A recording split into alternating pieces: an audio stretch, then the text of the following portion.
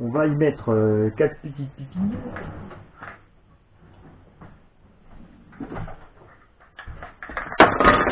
Parce qu'il y a quelque chose que j'aimerais voir par rapport au blocage de différentiel en fait.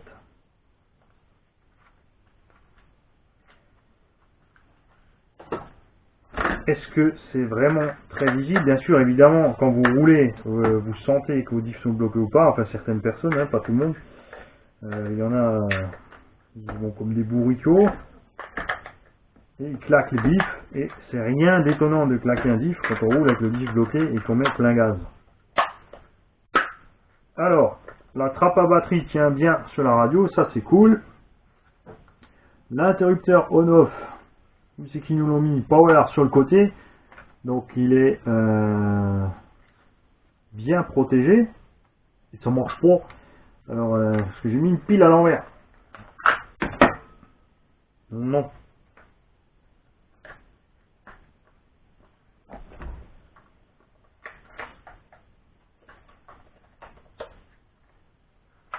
Voilà, ça marche. Alors. La LED bien visible sur le dessus, ce qui est pratique, donc vous n'allez pas oublier votre bouton sur on. Le bouton par contre est un peu exposé, donc si vous ne faites pas gaffe à la radio, ça risque de s'allumer tout seul comme c'est sur le cas des nouvelles Traxxas TQI. Les anciennes n'avaient pas ce problème, le bouton était planqué de côté et en profondeur. Sur les nouvelles, il dépasse à l'arrière. Ici, ils ont fait la même chose, ben, c'est pas très grave, mais pensez juste à faire gaffe quand vous posez votre radio. L'inversion des voix est au même endroit que le on-off. Par contre, sont moins accessibles, donc on risque pas de changer l'inversion des voix comme ça tout simplement. On a ici des mini boutons potentiomètre pour l'expo de la direction, le neutre des gaz et le trim de direction. Par contre, c'est absolument pas clair où est le neutre. Il n'y a pas de petite encoche pour le 0. Absolument rien, c'est à vous de trouver le 0. Ça, j'aime pas. Il y a ici aussi deux boutons dont je ne sais pas à quoi ils servent. Est-ce que c'est le débattement? Là, il faudra lire la notice. Est-ce que c'est écrit en dessous? Non plus. Puisqu'on a l'expo ici des directions, c'est très possible que ceci soit tout simplement le débattement. Je pense pas qu'ils aient la bonne idée de mettre ici un réglage de frein. Quoique, hein, j'ai pas lu la notice. La mousse c'est rigolo, ils l'ont fait cylindrique, c'est pas mal aussi. Et ce que je voulais voir, c'est au niveau de ce blocage de diff. En fait, on n'a pas le moindre affichage sur le blocage de différentiel. En fait, votre bouton passe à la volée sur les 4 positions, effectivement. Mais on n'a aucune indication visuelle mécanique, c'est-à-dire ici une petite chose transparente avec un petit languet qui vous passe une petite couleur sous les languets pour vous donner la position. Et encore moins la version avec des LED. Ça, c'est très dommage puisque le téton, pour vous dire où vous êtes, est vraiment très mal visible. Modélistes, amateurs et débutants, faites gaffe, ne roulez pas avec vos diffs bloqués n'importe comment. Assurez-vous bien que vous êtes toujours au minimum avec ce bouton, les diffs débloqués, quand vous mettez gaz. Ça, c'est clair. Ne faites pas comme les Américains, ne bloquez pas les diffs, ne faites pas des essais de vitesse à plein fouet avec les diffs bloqués ou du drift sur du goudron avec des pneus qui ont une accroche de pneus TT. Vous allez faire subir beaucoup trop de stress à votre transmission. Et là, c'est clair que vous allez tout dézinguer. Alors moi, je vais aller fixer ceci, je vais aller régler mes suspensions un peu différemment.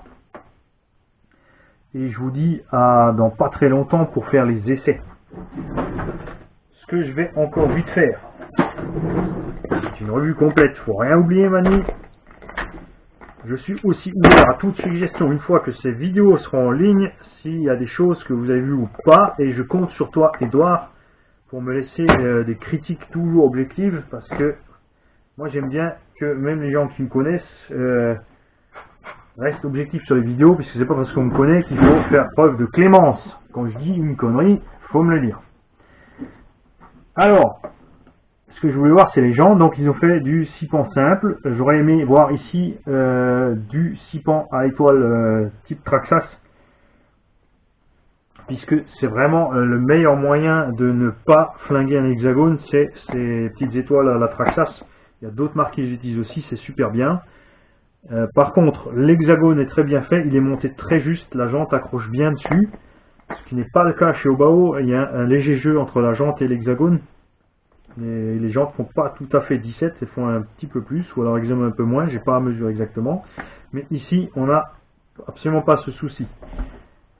Ce qu'on aurait aimé aussi, c'est ils ont tout passé en anodisation gunmetal, comme ils appellent ça. Pourquoi ne pas avoir fait l'écrou de l'hexagone aussi en gunmetal? Les rondelles de réglage ici des pivot balls sont en plastique et pas en ferraille, ce que j'apprécie beaucoup parce que je dis toujours ferraille sur ferraille, ça va s'user beaucoup plus vite que plastique sur ferraille. Le réglage ici donc des jeux pour les fusées va être beaucoup plus fin. On a bien sûr du jeu, c'est le propre des suspensions à pivot ball simple comme ça à l'avant. C'est presque impossible de ne pas faire de jeu. Le jeu n'est pas excessif et il est tout à fait normal, il est nécessaire d'avoir du jeu en RC. Je vous le rappelle, ce ne sont pas des véhicules à l'échelle 1 qui sont montés fixés, bloqués sur des Cinablocs. C'est le jeu qui permet le mouvement. Si vous n'avez pas de jeu, le mouvement va se coincer, vous allez brider le débattement de vos suspensions et c'est pas cool du tout. Alors de ce côté-là, je suis bien content aussi et les jantes ont apparemment un peu de offset. Et je vais aussi... Je m'arrête plus. Ouais. Alors, faisons tout de suite le test. Avant qu'on ne me pose la question, on va procéder tout simplement par demi-train en restant sur l'avant. J'ai donc ici la roue d'origine Arma. On va la mesurer. Donc, qui est une roue en 160 par, on va être gentil, par 80. Et on va voir ce que ça donne en y mettant les différentes roues ici des autres MT, ou les roues tout simplement que j'ai en stock, pour vous montrer la différence de look que ça peut bien donner quand on met des autres roues sur ce Nero. Alors, on va ici toute la panoplie. Oui, je sais, il est à l'envers, c'est juste pour vous montrer. Donc le Proline Masher sur jante Desperado avec un demi-offset. Et on va voir si effectivement on se trouve vraiment loin de la carreau. Voilà la différence entre les Masher et les roues d'origine. Vous pouvez bien voir que les roues d'origine en demi-offset, on est ici tout simplement juste à ras du triangle, ici aussi. Qu'est-ce que ça donne niveau look? Si vous le voulez, je vous ferai une vidéo détaillée de prise de vue avec toutes les roues possibles. Donc avec les Masher ici, ça fait un peu plus pâteau. Le diamètre n'est pas tout à fait suffisant. Personnellement, je trouve que c'est peut-être un peu petit. Parce qu'on va réussir à l'enlever sans tout faire tomber. Je vous confirme, les hexagones sont bien travaillés juste et c'est super. C'est important que la jante soit bien prise dessus avec des efforts et des poids pareils. Proline Rock Rage sur jante Géode qui par contre a été rectifié au niveau de l'hexagone pour pouvoir se monter partout. Là, je pense qu'on arrive déjà à quelque chose de plus sérieux au niveau look que les roues d'origine. Ceux-ci font 175 mm, on va donc gagner non pas 15 mm mais 7 mm de garde au sol. Alors ça peut paraître pas énorme, mais ça peut vraiment faire la différence. Je crois que j'ai trouvé les pneus qui vont rester dessus. Qu'est-ce que vous en pensez? J'attends votre avis. Moi perso j'aime beaucoup. Je trouve que ça fait beaucoup plus sérieux que les roues d'origine. Rassurez-vous, on fera quand même le test avec les roues d'origine pour voir ce que ça donne. On a ici les Moab sur les jantes Weld Racing, donc là on n'a pas autant de déport, ce qui fait qu'on reste sur la largeur d'origine et la largeur en plus du pneu est vers l'intérieur. Là aussi ça nous donne un look plutôt sérieux, ces pneus sont absolument énormes et ça le fait plutôt pas mal. Comme la transmission du Arma est censée être beaucoup plus solide que celle du Traxxas, on n'a pas de problème avec le poids supplémentaire. Les Proline Trencher sans déport, pas les X, les normaux. Donc là, on arrive dans un look plus étroit. Par contre, c'est vrai que de côté, ça a quand même plus de gueule. Évidemment, après, on aime ou on n'aime pas les jantes de petit diamètre et les Louis RC avec un demi F7. Donc pour la piste, qui sont donc plus petites les versions Louis pour le tout-terrain. On est aussi pas mal niveau look. Point de vue largeur, ça fait un peu mucho, mais là, comme dit, c'est le pneu piste. C'est plus un rouleau qu'un pneu. Mais c'est pas mal. On va faire de la place.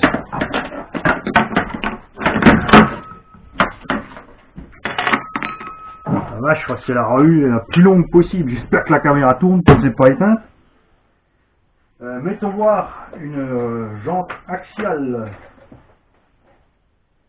sur la machine. Alors les biseaux, c'est pas la peine, hein, c'est des roues qui sont de la même taille que ceux d'origine, mais par contre sans déport, donc ils vont aller plus vers l'intérieur.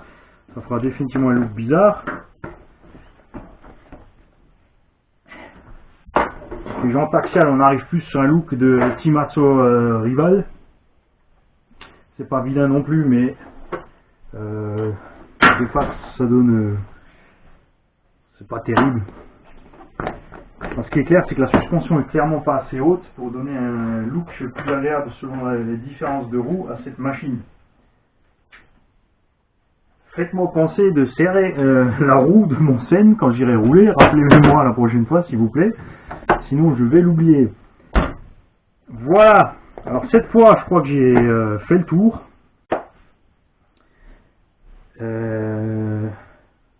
Ce que je voulais voir, c'est si je pourrais éventuellement sur cette machine monter des bacs à batterie.